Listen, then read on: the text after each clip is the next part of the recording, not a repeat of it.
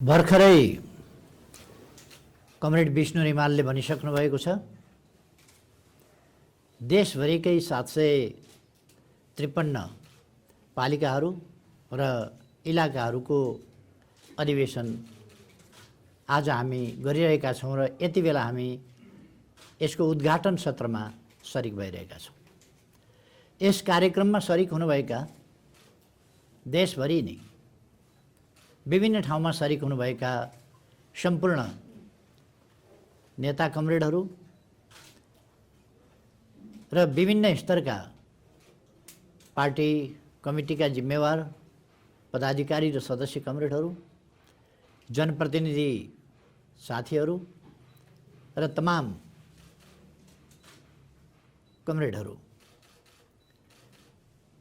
तपाईहरूको बीचमा आज सबै पालिकाहरू र इलाकाहरूको अधिवेशन केन्द्रीय कार्यालयबाट एकमुष्ट रूपमा म उद्घाटन भएको घोषणा गर्दछु। कार्यक्रम अधिवेशनहरू उद्घाटित भएका छन्। यस्तो अधिवेशन एकैचोटि देशभरिका अधिवेशनहरू जुमको माध्यमबाट एकैचोटि उद्घाटन गर्नु सहज कुरा होइन। आज विज्ञान प्रविधिको हिसाबले यो सम्भव भएको छ। सँगसँगै हाम्रो पार्टीको वैचारिक स्तर, साङ्गठनिक स्तर, भावनात्मक एकता, उन्नत स्तरको समझदारी लगायतका कुराहरूले यसलाई यस रूपमा सफल पार्न अझ बढी महत्त्वपूर्ण योगदान गरेका छन्। यति बेला म सबै अधिवेशनहरू भव्यताका साथ सफलतापूर्वक सुसम्पन्न हुन् भनेर हार्दिक शुभकामना व्यक्त गर्न चाहन्छु। त्यसैगरी अधिवेशनबाट यसपछि निर्वाचित हुने सबै पदाधिकारी र पालिका र इलाका स्तरका कमिटीका सबै सदस्यहरूलाई म बधाई शुभकामना पनि अग्रिम रूपमा दिन चाहन्छु। मैले विश्वास लिएको छु उहाँहरूको कार्यकाल अत्यन्तै सफल हुनेछ।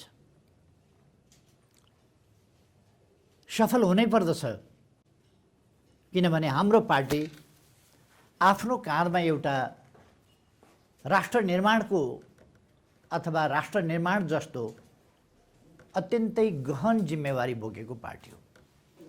आज अरू कुनै पनि पार्टीले यस जिम्मेवारीतर्फ सोच्ने कष्ट गरिरहेका छैनन्। त्यो सोच्ने नीति या त्यसरी सोच्ने अभ्यास गरिरहेका छैनन्। बरु ससाना, साँगुरा, सीमित, तात्कालिक स्वार्थहरूको भुमरीमै रुमल लिइरहेका छन्। त्यस्तो अवस्थामा हाम्रो पार्टी एक्लैले संविधानको रक्षा गर्ने, हामीले प्राप्त गरेको सङ्घीय लोकतान्त्रिक गणतन्त्रको रक्षा गर्ने, तिनको सही ढङ्गले कार्यान्वयन गर्ने र तिनलाई सफलतापूर्वक अगाडि बढाउने सुशासन र विकासको बाटोबाट समृद्धि हासिल गर्ने र देशलाई सामाजिक न्याय, शान्ति सुव्यवस्था र मानवीय मूल्यको मर्यादा समेतका आवश्यकताहरूलाई हासिल गरेर समृद्ध नेपाल, सुखी नेपाली निर्माण गर्ने यस उद्देश्यमा हाम्रो पार्टी लागिरहेको छ र हाम्रो पार्टी मात्रै यस उद्देश्यमा लागिरहेको छ। त्यसकारण हाम्रा पालिकाका अधिवेशनहरू र इलाकाका अधिवेशनहरू यिनले छानेको नेतृत्व सम्पूर्ण रूपमा सफल हुनुपर्दछ, अनि मात्रै देश सफल हुन्छ। नेकपा एमाले अर्थात् नेकपा एमाले सफल हुनुपर्दछ, अनि मात्रै देश सफल हुन्छ। किनभने आज संविधानको रक्षा गर्ने, लोकतन्त्रको रक्षा गर्ने अघि नै मैले भने एमाले बाहेक अर्को कुनै पार्टी छैन। विचारको हिसाबले अर्को पार्टी छैन, सङ्गठनको हिसाबले अर्को पार्टी छैन, जनजागरणको एउटा अभियन्ताको हिसाबले अर्को पार्टी छैन। सबै समाजका सबै वर्ग समुदाय सबैको समग्र हित, राष्ट्रिय हित त्यो गर्ने, त्यसको प्रत्याभूति गर्ने अर्को पार्टी छैन।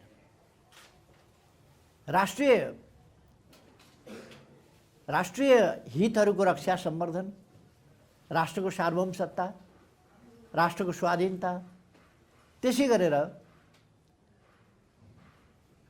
राष्ट्रको भौगोलिक अखण्डता लगायतका प्रश्नहरूको रक्षा गर्दै राष्ट्रिय गौरव र स्वाभिमानको रक्षा गर्ने, त्यो अभिभारा पुरा गर्ने कामको अभिभारा अथवा त्यो जिम्मेवारी, त्यो उत्तरदायित्व हाम्रो पार्टीले लिएको छ। अवश्य नै विभिन्न प्रकारका प्रतिगामी शक्तिहरू यस महान उद्देश्यलाई असफल पार्ने प्रयासमा जुटेका छन्, तदनुसारका क्रियाकलापहरू गरिरहेका छन्।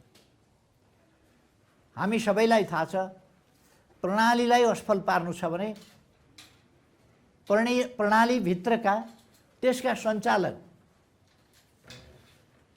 राज्यका अङ्गहरू, निकायहरू, तिनीहरूलाई प्रभावहीन बनाउने, तिनीहरूलाई विस्थापित गर्ने, जनताका मनबाट तिनीहरूप्रतिको विश्वास र आस्था कमजोर पार्ने, त्यस प्रकारका काम जसबाट लोकतन्त्र प्रक्रियासम्म ढङ्गले चल्न नसकोस्,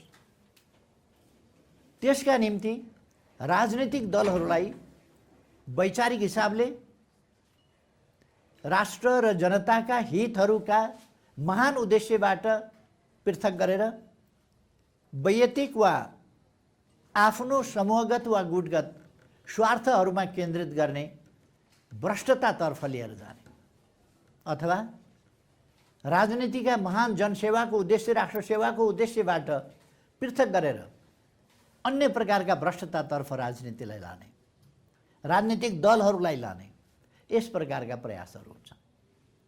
त्यस्ता प्रयासहरूबाट हामी जोगिनु पर्दछ, हाम्रो पार्टी जोगिनु पर्दछ। त्यसर्थ हाम्रा आधारभूत तहका सङ्गठनहरू, जस्तो अस्ति हामीले 3 दिन अघि 6 गते मात्रै वडा तह र शाखा तहका अधिवेशनहरू केही प्राकृतिक विपत्तिले स्थगित गर्न बाध्य बनाएका ठाउँहरू बाहेक आम रूपमा एकै दिन गर्यो। यो नेपालको इतिहासमा अनौठो कुरा हो। एउटा राजनीतिक पार्टीले 6000 भन्दा बढी वडाहरूको र शाखाहरूको देशव्यापी रूपमा एकैचोटि अधिवेशन भव्यताका साथ सम्पन्न गर्नु सहज कुरा होइन, तर हामीले गर्यौँ।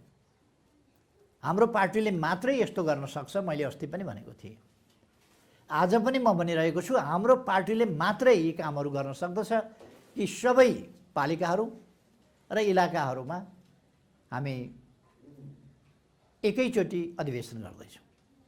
यी जनस्तरमा, पालिका स्तरमा, वडा स्तरमा, शाखा स्तरमा, इलाका स्तरमा, तल्लो तहमा, आधारभूत तहमा जनताका बीचमा रहेर काम गर्ने कमिटीहरू हुन्, सङ्गठनहरू हुन्। यिनीहरूले प्रत्यक्ष रूपमा जनतासँग सम्पर्क गर्ने, जनताका विकास निर्माणका आकाङ्क्षाहरू पुरा गर्ने, जनताका सुख दुःखका अनेक प्रश्नहरूलाई सम्बोधन गर्ने, अप्ठ्यारा परिस्थिति र अवस्थाहरूमा जनताका साथमा रहेर ती अप्ठ्याराहरू र कठिनाइहरूको समाधान दिन जनतालाई सहयोग पुर्याउने, जस्ता कामहरू गर्नुपर्छ। जनतालाई सचेत गराउने वास्तवमा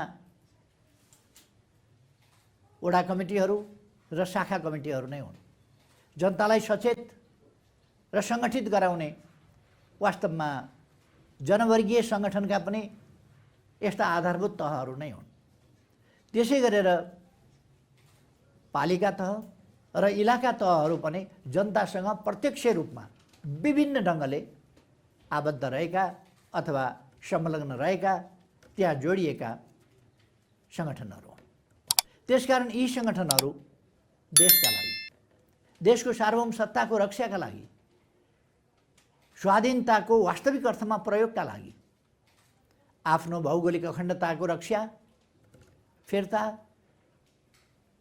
र त्यसलाई सुरक्षा गर्ने कामका लागि, त्यसै गरेर लोकतन्त्रका आधारभूत प्रश्नहरूलाई रक्षा गर्दै अगाडि बढाउने सन्दर्भमा र सामाजिक जागरण, विकास निर्माणका कामहरू, यी सबै कुराहरूलाई सहज ढङ्गले अगाडि बढाउनका लागि हाम्रो पार्टीकै काँधमा वास्तवमा ऐवारा छन्, यी अरूका काँधमा छैन। हामीले देखेका छौँ अहिलेको यो पञ्चरङ्गी सरकार, गठबन्धनवाला सरकार जति मिले पनि कार्यक्षमता के हुँदो रहेछ हामीले अहिले देख्यौँ। हिजो नेकपा एमाले एक्लैले सरकारमा रहेर जुन विकासको गतिलाई तीव्रता दिन सकेको थियो, आज एमाले बाहेकका अरू शक्तिहरू त आम रूपमा एकै ठाउँ भएका छन् नि, आफूलाई देशका अरू प्रमुख मध्येकै शक्ति हुँ भन्ने, ती सबै एक ठाउँ भएका छन्। तिनको बुद्धि जोडेको होला, तिनीहरूको ताकत जोडेको होला, बल जोडेको होला, सबै जोडेको होला। सबै जोडेर उनीहरूले सक्ने के रहेछ भन्दा अस्थायी रूपमा, जस्तो हिजो मेरो नेतृत्वमा पहिलोपल्ट सरकार बनेको थियो, त्यसलाई सबै खाले भित्री बाहिरी तत्त्वहरू मिलेर हटाउन सकेका थिए अस्थायी रूपमा। फेरि नेकपा एमाले फर्केर आयो।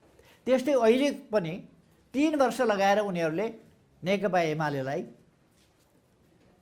सरकारै बन्न नदिन खोजेका थिए, सरकार बन्यो, ढालिहाल्न खोजेका थिए, टिक्यो, टिक्दै गएर 3.5 वर्ष उनीहरूले नेकपा एमालेलाई सरकारबाट बाहिर देख्ने त्यो प्रयास अगाडि बढाउँदा नेकपा एमालेको भूमिका अहिले प्रतिपक्षमा पार्न सफल भएका छन्। अस्थायी रूपमा केही समयका लागि परमादेशबाट, जनादेशबाट होइन र जनादेशबाट सक्दैनन्। मैले राज्यका अङ्ग र निकायहरू मर्यादित हुनुपर्छ, शक्ति पृथकीकरणको सिद्धान्त अनुसार चल्नुपर्छ, आफ्नो आफ्नो जिम्मेवारीको भूमिका लोकतन्त्रको लागि, संविधानको रक्षाका लागि, संविधानको कार्यान्वयनका लागि, संविधानको सही प्रयोग र सम्मानित अदालतले हेर्ने भनेको संविधानको सही प्रयोग भइरहेको छ कि छैन त्यसको समुचित व्याख्या गर्ने हो। संविधानमै नभएका कुरा, दुनियाँमै कहीँ नभएको कुरा, दुनियाँको संविधानमा नभएको कुरा सरकार बनाउने र हटाउने जस्ता कुरा पाकिस्तानी शैलीमा परमादेशबाट हुन थालेपछि लोकतन्त्र के हुन्छ? आज सर्वोच्च अदालतमा आफै देखिएको छ तमासा। श्रीमान न्यायाधीशहरू उहाँहरू आफै कसले के गरेको थियो अलिकति उधिन्न थाल्नु भएको छ र उधिन्दै जाँदा निक्लिँदै जान थालेका छन् कुराहरू। परमादेश त एकजनाले होइन 5 जनाले गर्नुभएको थियो होला। 5 जनाले परमादेश गर्नुभएको थियो भने एकजनासँग किन राजीनामा गर्नुहुन्छ श्रीमानज्यूहरू?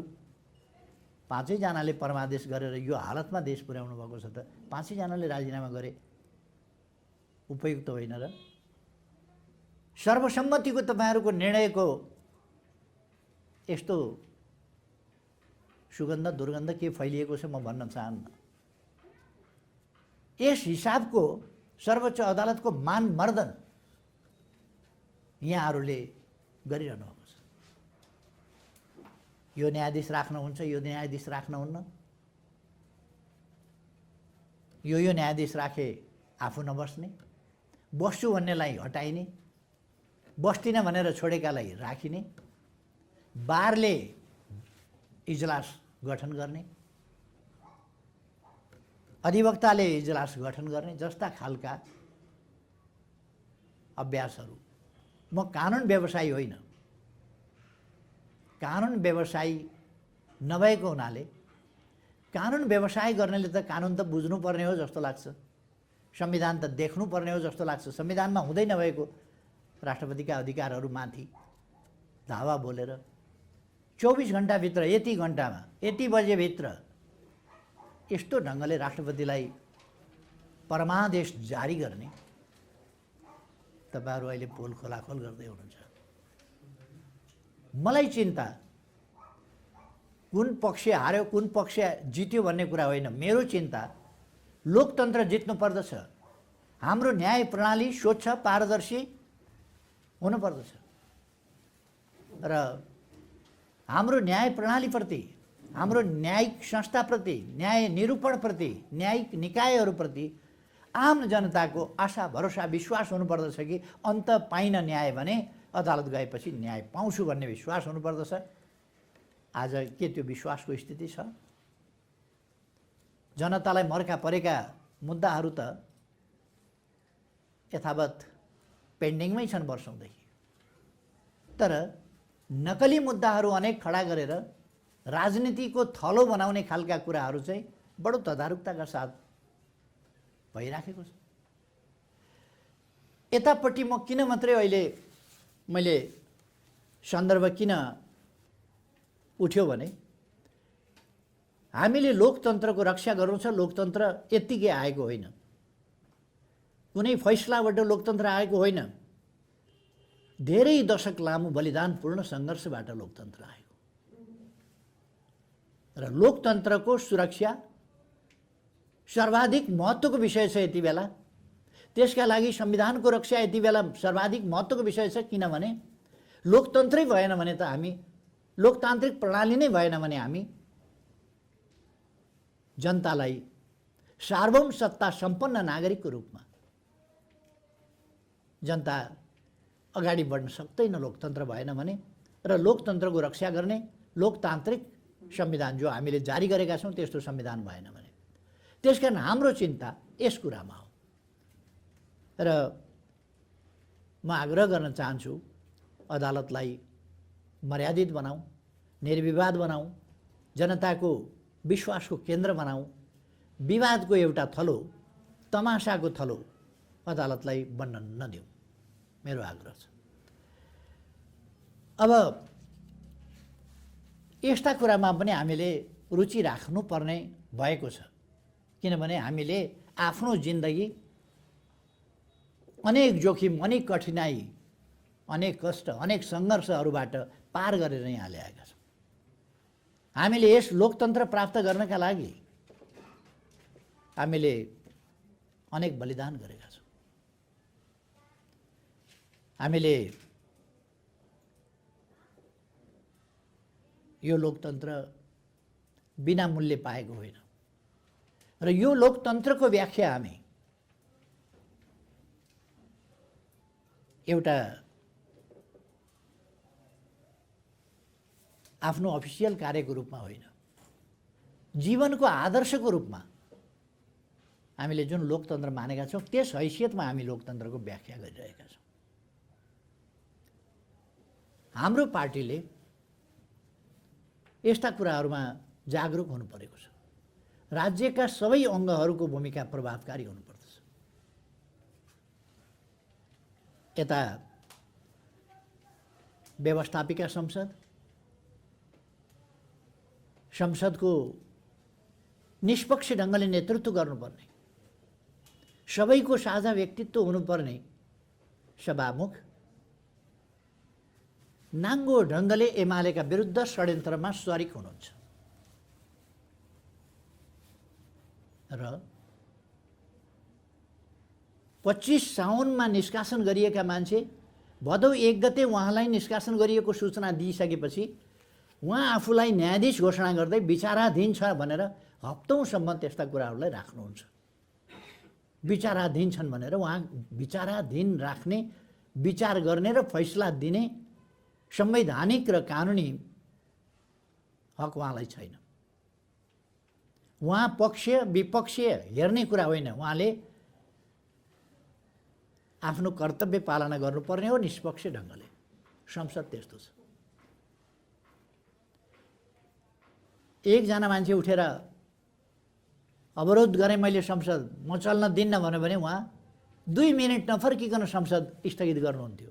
अहिले देशको सबभन्दा ठुलो पार्टी, प्रमुख प्रतिपक्ष, उसले आफ्नो असन्तुष्टि, आफ्नो विरोध जनाइरहेको छ, वेल घेरिरहेको छ, तर पनि उहाँ कार्यक्रम फुरुफुरु चलाउनुहुन्छ। संसद यस्तो अवस्थामा छ। संसदमा हिजो जारी गरिएको देश र जनताका हितका पक्षको सन्तुलित बजेट अल्टर गरिन्छ, फेरबदल गरिन्छ, कार्यक्रमहरू क्यान्सल गरिन्छ, रद्द गरिन्छ, विकास निर्माणका कार्यक्रमहरू। संसद त्यसरी असफल भइरहेछ। नागरिकका सन्तानले नागरिकता पाएनन्। 3 वर्षदेखि संसदमा विधेयक लट्किएको छ। न विधेयक पास हुन्छ, न पास नभएकै हुनाले सरकारले संसद नभएका बेला, प्रतिनिधि सभा विघटन भएका बेला हामीले अध्यादेश ल्याएर भए पनि नागरिकका छोराछोरीले पढ्न पाएका छैनन्, जागिर खान पाएका छैनन्, विदेशमा पढ्न पाएका छैनन्, विदेश जान पाएका छैनन्, पासपोर्ट बनाउन पाएका छैनन्। यस्तो अवस्थामा उनीहरूलाई नागरिकता प्राप्त गर्ने, नागरिकका हकको अधिकार, नागरिकका सन्तानको हक हो, अधिकार हो, त्यस कुरालाई हामीले प्रत्याभूत गर्नका निम्ति अध्यादेश जारी गर्यौँ। त्यसलाई पनि खारिज गर्ने र संसदमा भइरहेको अध्यादेश पनि नल्याउने, के अरे विधेयक पनि पारित नगर्ने, यसरी असफल भएको छ। सरकार त सम्पूर्ण रूपमा असफल भएको छ। अब राज्यका 3 अङ्ग, व्यवस्थापिका संसद अशक्त भइरहेको छ, असफल भएको छ र त्यसको नेतृत्व यस्तो विवादास्पद छ। विवादमा परेकोले राजीनामा दिनुपर्छ भनेर अन्त भन्दै हिँडेका छन् तिनै मान्छेहरू। विवादमा परेको आफ्नै मान्छे, उहाँहरूको आफ्नै किन भन्नु पर्यो भने उहाँ त निष्पक्ष त हुन सक्नु भएन। अरूको निष्कासनको पत्र तुरन्त ढोकैबाट मागेर टाँस्ने, नेकपा एमालेको निष्कासनको पत्र विचाराधीन राखेर निर्वाचन आयोगलाई नेकपा एमालेका विरुद्धका गतिविधि गर्नका लागि सजिलो बनाइदिने, त्यो काममा त सभामुख संलग्न हुनुभयो। व्यवस्थापिका प्रभावकारी ढङ्गले अगाडि बढ्न सकेन, निष्प्रभावी भयो र पक्षपातपूर्ण भयो। त्यसको नेतृत्व नै ठिक भएन। यस्तो विडम्बनाको स्थिति छ। नेतृत्व ठिक भएन भने त्यसलाई फेर्ने, त्यहाँको गणित यस्तो विवेक शून्य तरिकाले चलिराखेको छ जसले गर्दा त्यो गणितको दुरुपयोग भइराखेको छ। 4 वर्ष अगाडि भएको निर्वाचन, त्यस निर्वाचनले जुन गणित दिएको थियो जे कामका लागि, त्यो छताछुल्ल भएको छ, बिग्रिएको छ। त्यसकारण अहिले जनताको अवस्था के छ हामीले त्यो बुझ्न जान चाहेका थियौँ जनताका बिचमा ताजा जनादेशका लागि। त्यसलाई रोक्ने काम भयो। ताजा जनादेश रोक्ने भनेको एकछिन हत्केलाले सूर्यलाई छेके जस्तै हो। फेरि त जनादेशमा जानु पर्ला। म आज यस पालिका र इलाका अधिवेशनमा सरिक भइरहनुभएका देशभरिका तमाम कार्यकर्ता कमरेडहरूलाई भन्न चाहन्छु, अब हामी चुनावतर्फ जाँदैछौँ। तिनै तहका चुनावतर्फ, मिति कुन कुन हुने हो त्यो आफ्नो ठाउँमा छ, छोडिदिउँ। जहिले होला चुनाव, हामी चुनावतर्फ जाँदैछौँ र चुनावमा हामीले देश बिग्रिन नदिने गरी, संविधानको रक्षा हुने गरी, लोकतन्त्रको रक्षा हुने गरी, विकास निर्माणको गति जो अवरुद्ध गरिएको छ त्यसलाई फेरि अगाडि बढाउने गरी डिरेल गरेको राजनीति, डिट्र्याक गरेको लोकतान्त्रिक प्रक्रिया, त्यसलाई ठिक ठाउँमा ल्याउने गरी हामीले आगामी निर्वाचनहरूमा परिणाम प्राप्त गर्नुपर्छ। त्यसका निम्ति तयारीमा जुट्न म आग्रह गर्न चाहन्छु। हाम्रो पार्टीलाई कमजोर पार्न आन्तरिक घुसपैठदेखि आन्तरिक रूपमा अनेक प्रकारका खेलहरू हुनेदेखि र आन्तरिक रूपमा मिर जाफर र मिर कासिमहरू उत्पादन गर्ने कुरादेखि यस्ता अनेक खेलहरू भए। आन्तरिक रूपमै पार्टी विरोधी विभिन्न प्रकारका व्यक्ति र तत्त्वहरू सिर्जना गर्ने र जो सुसुप्त थिए तिनलाई सक्रिय बनाउने र पार्टीलाई चोइट्याउने सम्मका प्रयासहरू भए नै, कामहरू भए नै। र एउटा त नेकपा एमालेको जमाना सिद्धियो, एमाले सिद्धियो। पहिले त उनीहरूले केपी ओली बिनाको एमाले भने, केपी ओली बिनाको सरकार भने। केपी ओली बिनाको सरकार त संसदीय गणितको कुरा हो। संसदीय गणित सधैँ विवेककै प्रयोग हुन्छ, होइन दलीय व्यवस्थामा दलीय हुइपको प्रयोग हुन्छ। नहुने कुरा त हुँदो रहेछ। संविधानमा नभएको, दुनियाँमा अभ्यास नभएको परमादेशबाट सरकार त बन्दो रहेछ भने दलीय व्यवस्थामा दलहरूको आदेश चल्नु ठिकै हो। अदालतले नै फैसला गरिदिएछ। अरू पार्टीहरूले आदेश जारी गरेका छन्, निर्देश जारी गरेका छन्, व्हिप जारी गरेका छन्। हाम्रो पार्टीलाई ताकेर नै महाभियोगमा पनि अचम्मको फैसला छ। महाभियोगको कुरो कहाँबाट उठ्यो त्यस बेला? महाभियोगमा समेत पनि लाग्दैन, यसमा पनि लाग्दैन। कुनै फ्लोर क्रस गर्दा व्हिप जारी गर्न पाइँदैन, व्हिप लगाउन पाइँदैन, कुनै कारबाही गर्न पाइँदैन। पार्टीले आफ्ना कार्यकर्तालाई अनुशासनमा राख्न पाइँदैन भन्ने फैसला पनि हामीले बिहोरेका छौँ। ती फैसलाहरू विवादास्पद भनेर आज श्रीमानजीहरू भन्न थाल्नुभएको छ। उहाँहरूले गरेका फैसला विवादास्पद रहेछन्। उहाँहरूले गरेका फैसलाभित्र दूषितता मिसिएको रहेछ उहाँहरू भन्दै हुनुहुन्छ। दूषितता मिसियो उहाँहरू भन्दै हुनुहुन्छ। दूषित फैसला रहेछ उहाँहरू भन्दै हुनुहुन्छ। हामीले त हिजै भनेका थियौँ हामीमाथि अन्याय पर्यो, तर हामी लोकतन्त्रप्रति समर्पित छौँ, शक्ति पृथकीकरणको सिद्धान्तप्रति समर्पित छौँ र स्वतन्त्र न्यायपालिकाको पक्षमा छौँ। क्षति बिहोरेर भए पनि, किनभने लोकतन्त्रका लागि यसो गर्नु जरुरी छ। त्यसकारण अदालतको फैसला हाम्रा विरुद्ध भए पनि, संविधान विपरीत भए पनि हामी मान्छौँ भनेर हामीले स्वीकार गरेका थियौँ र कार्यान्वयन गरेका थियौँ। आज अदालतभित्रैबाट त्यो दूषित फैसला थियो भनेर उहाँहरू आफै भनिरहनु भएको छ। र राजीनामा गर्नुहोस्, होइन भने महाभियोग भन्ने कोही, लो आइज भनेर पाखुरा सुर्किने कोही, यस्तो खालको स्थिति देखा परिरहेको छ। यो सबै बिहोर्दाखेरि पनि हामीले लोकतन्त्रको रक्षा, त्यसको मूल्यमा हामीले एउटा जिम्मेवार भूमिकामा आफूलाई प्रस्तुत गर्यौँ र हामी फेरि पनि जिम्मेवार भूमिकामै रहन्छौँ, जिम्मेवार भूमिकामै आफूलाई प्रस्तुत गर्छौँ र हाम्रो देशप्रतिको जिम्मेवारी, कर्तव्य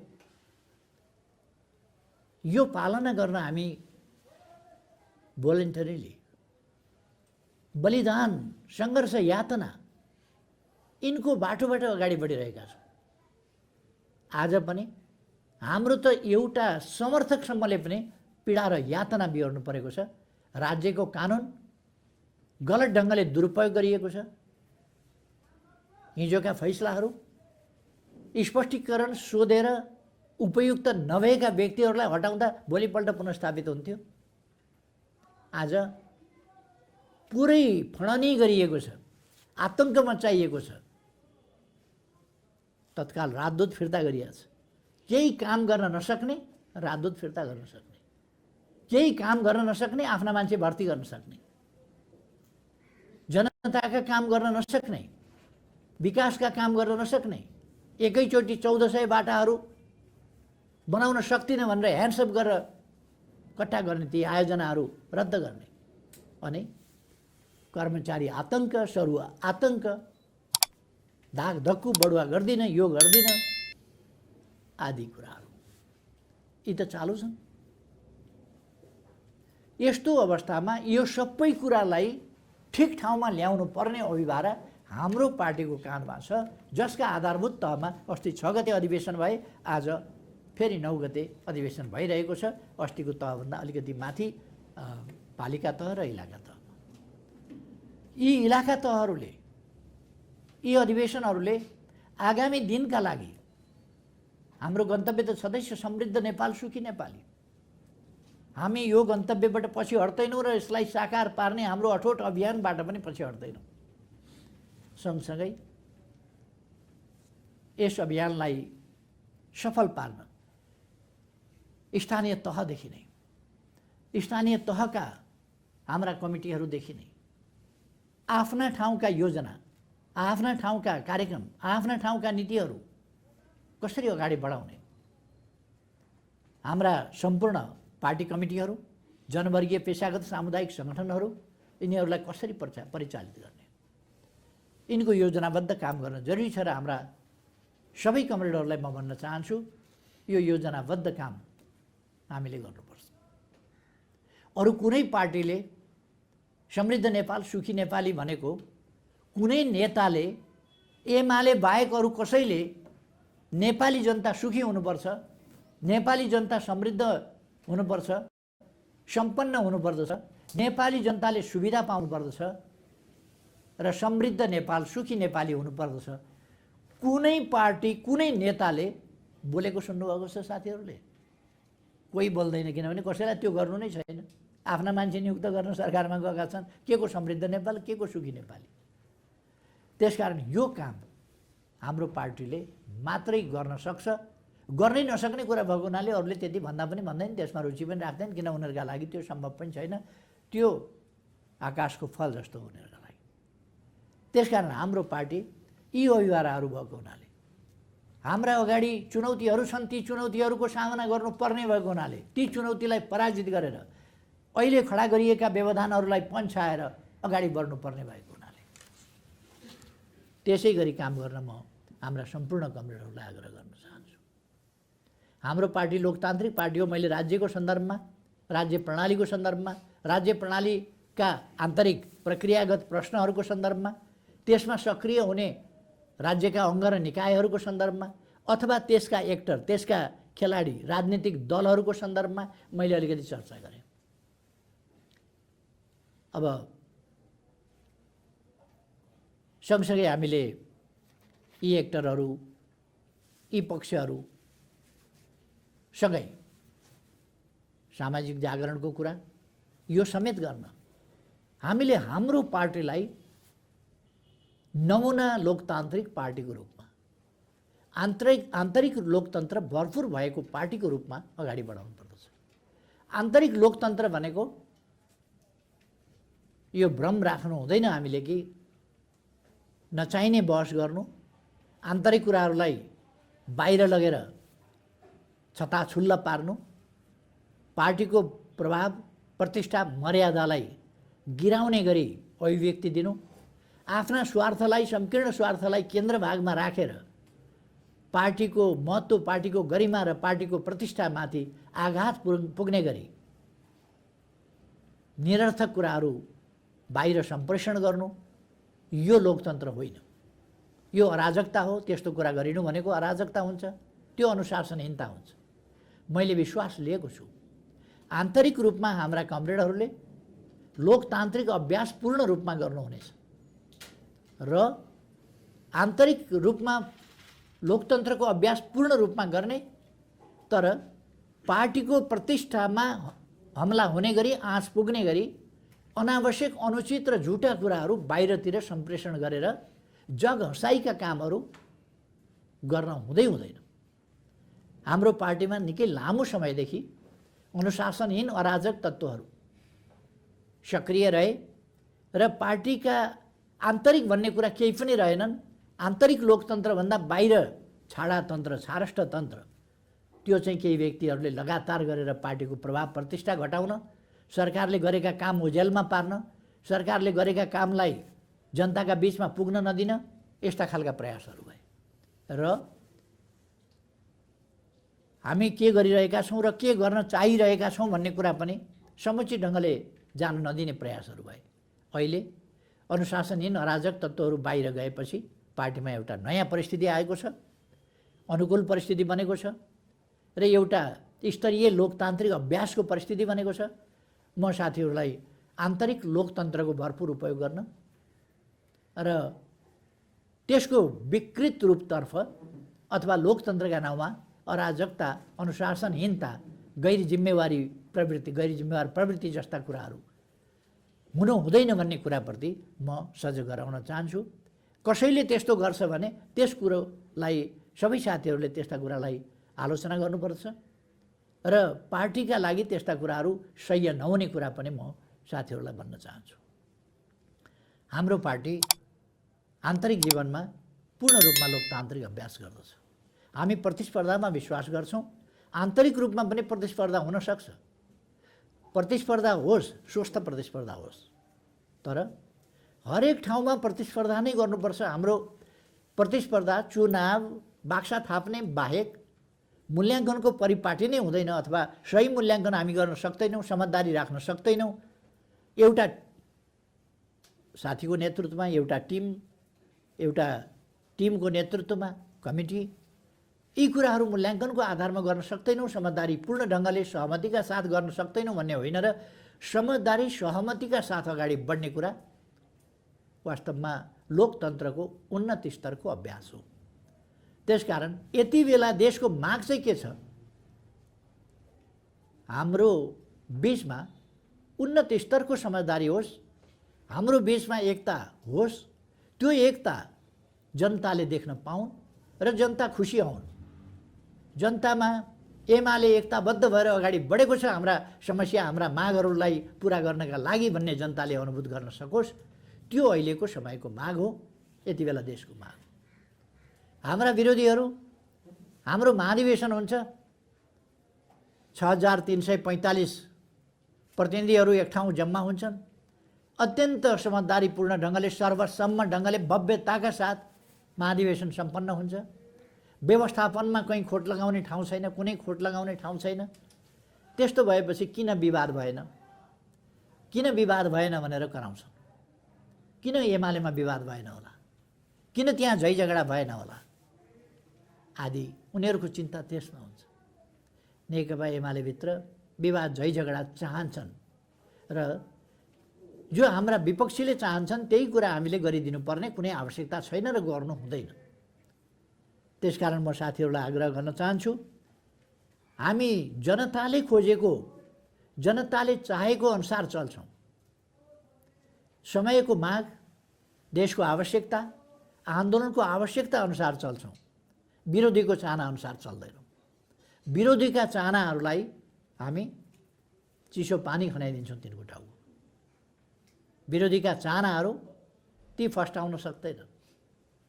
जनताका चाहनाहरू नै एमाले बोकेर हिँड्छ र जनताका चाहनाहरूलाई नै सफल बनाउँछ।